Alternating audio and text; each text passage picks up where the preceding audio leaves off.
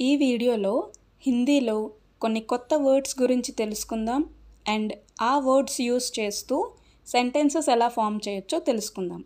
First word ఏంటంటే హిందీలో మెహంగా అంటే తెలుగులో ఖరీదైన అని అర్థం వస్తుంది.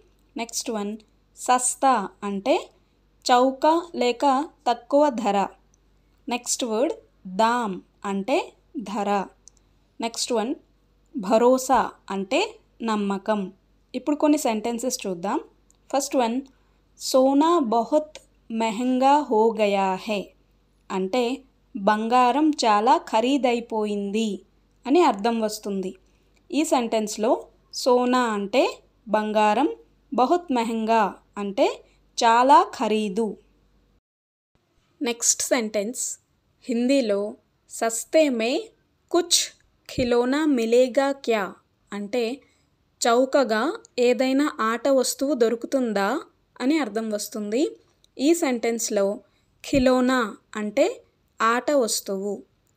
నెక్స్ట్ వన్ ఇస్ సాడీ కా దామ్ కిత్నా హై అంటే ఈ చీర ఖరీదు ఎంత అని అర్థం వస్తుంది.